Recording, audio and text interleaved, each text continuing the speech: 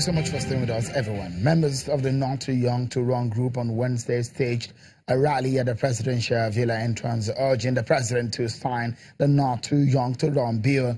The bill seeks to reduce the minimum age for contesting the Nigerian presidency and vice presidency from 40 to 30 years, that of governors, deputy governors, and senators from 35 to 30 years. Others are reducing the age for contesting House of Representatives and State Houses of Assembly elections from 30 to 25. The bill also wants the councillorship contesting age to be reduced to 20 from 25, as well as youth inclusion in politics.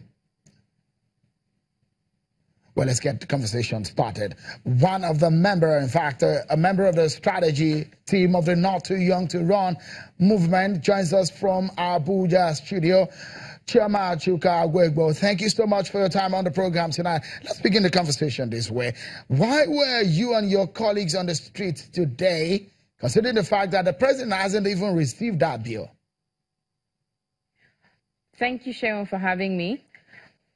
First of all, I think it's really interesting that you mentioned that he's not received the bill yet. And so just to correct something that I saw flashing on the screen a few minutes ago, we were not protesting Mr. President's refusal to sign the bill. We were actually standing in solidarity with him and thanking him, anticipating that when the bill finally gets transmitted to him by the National Assembly, he'll say yes. So that's what we were doing today. It was more a march of solidarity. It was more a march of we're thankful. We know you're going to sign this, rather than a protest. It wasn't a protest. I must make that very clear. It was not a protest. It was a solidarity march, thanking Mr. President in advance of him signing the bill.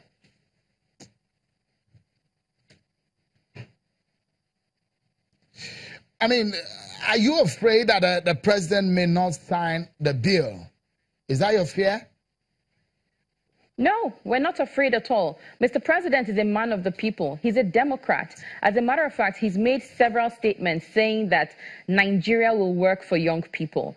And so we're not afraid. It was more like, even in our traditional Nigerian culture, you know that someone's going to do something for you, you say thank you. When my father is going to give me a gift, to make sure that he remembers he's supposed to give me a gift, I say thank you. It's our culture. We're young people. We're respectful. We appreciate Mr. President for being the Democrat that he says that he is. And so this was it was to do two things. One, to stand in solidarity with him, to say we thank you for passing this bill. We're anticipating you will say yes.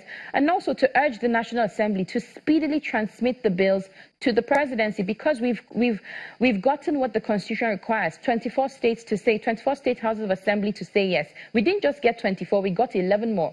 35 state houses of assembly have said yes to the Not Too Young to Run bill. This is a bill that Nigerians want. This is a bill that young people want. And so there's no fear. There's more confidence. There's more celebration. If you'd seen the clips of young people out on the street today, they were celebrating. We're simply just really excited with Mr. President and his anticipated signage of that bill. The question will be, if you are rejoicing and happy that, this bill is coming to a moment of becoming law in Nigeria, the question a lot of people will ask is young people being in leadership in Nigeria the problem of the country? I think that there's a lot of problems. There are a lot of problems in Nigeria today.